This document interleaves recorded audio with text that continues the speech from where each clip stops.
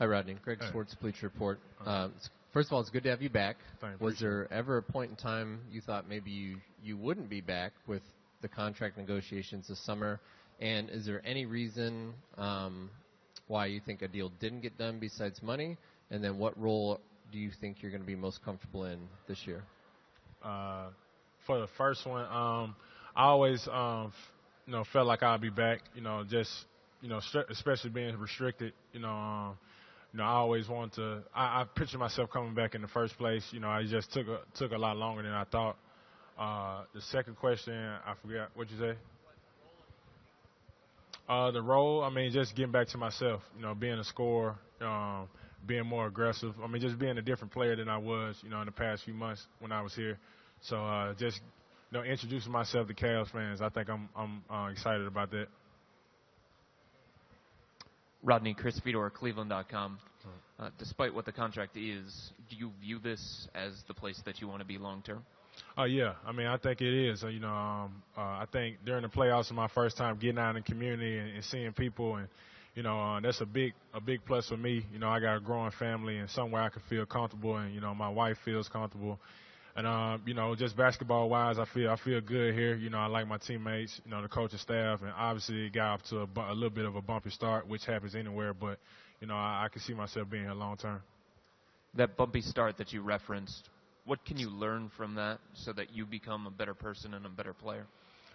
Just a lot. The way I felt during that time. Never to feel that way. So just putting the work in the summertime and making sure I'm doing what I need to do individually to be better, and just to dust yourself off and move forward. That's the biggest thing. I've been through bumps before in my life, and just to continue to move forward. And I think people will see a better version of me this year. Coming off what happened in the playoffs for you personally, how would you define individual success this year?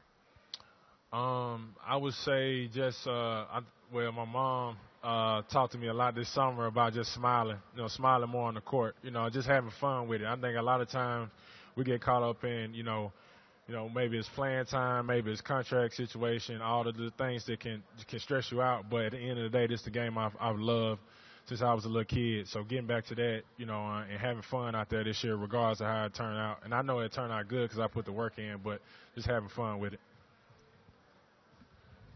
Marla Ridenour, Akron Beacon Journal. First, what's your mom's name?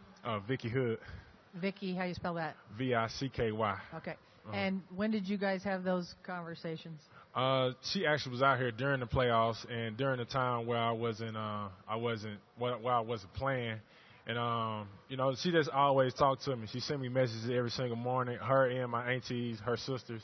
And they just tip real encouraging things, just to appreciate the little things, appreciate your kids at home, and not get too worked up about work, or the game. Just try to have fun with it and focus on the blessings. Was this the first time in your? Obviously it probably is. This is a huge problems being traded and all that. But do you feel like now you're relaxed, free? All that's in the past. Right, yeah, it's all in the past. It's a new season, got a new feel to it a little bit. I feel like this is my first time really introducing myself to Cleveland people, other than what they heard about me. So I think it'll be fun, and I'm excited. I think a lot of us guys are excited to show who we are, and, it'll be a good year. Rodney, Chris Morgan, WLKR Norwalk. What part of your game have you been working on the most, and what are you looking to showcase once the season gets started? This all season, just been, working on my body, where I could be more, where I could be better on both ends of the court, whether it's playing post defense or, posting up. I've been working on a lot of post ups, this summer, and my ball handling. And just coming off a lot of screens, moving without the ball. I think that's something I can expand in my game. Rodney, Spencer Davies, Basketball Insiders, here in the middle. Just with Kevin, he's been around here for a while, 4 years here in Cleveland now, going on 5. He's championing this mental health effort and spreading awareness over the summer. I just would like to gauge your opinion on how that translates to on-the-court leadership. Obviously, he's a leader off the court with this huge movement and a ton of people. But how do you see that helping him as a leader on the court?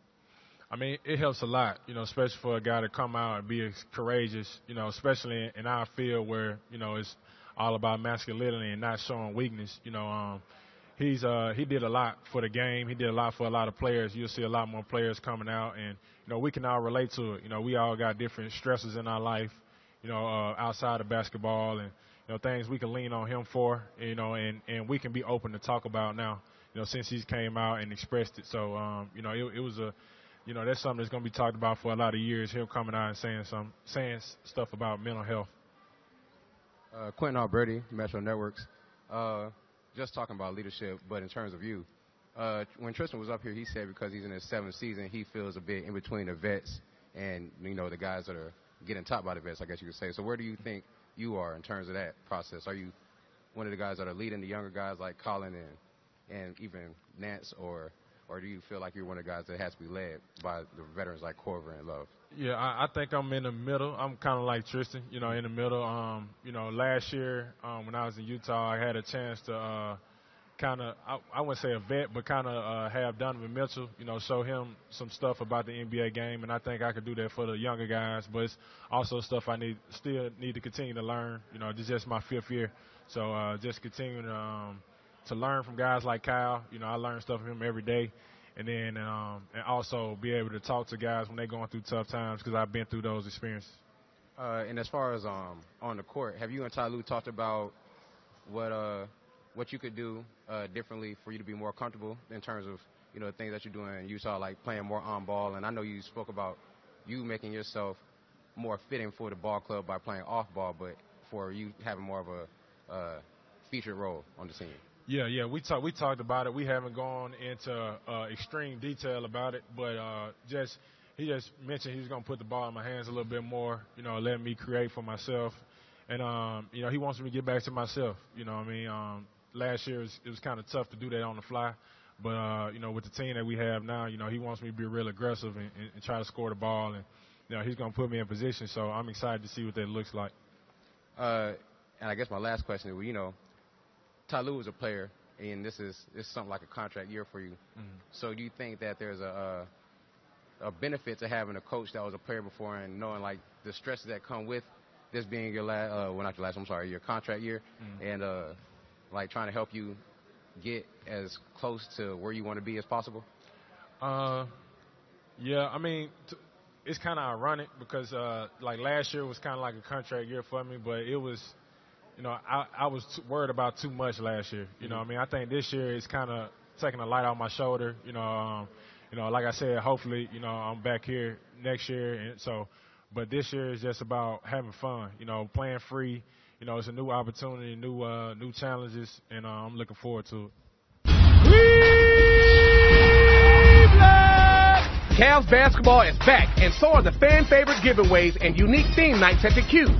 This year's promotional schedule features 4 bobbleheads, family fun nights, Bud's Night Out, and so much more.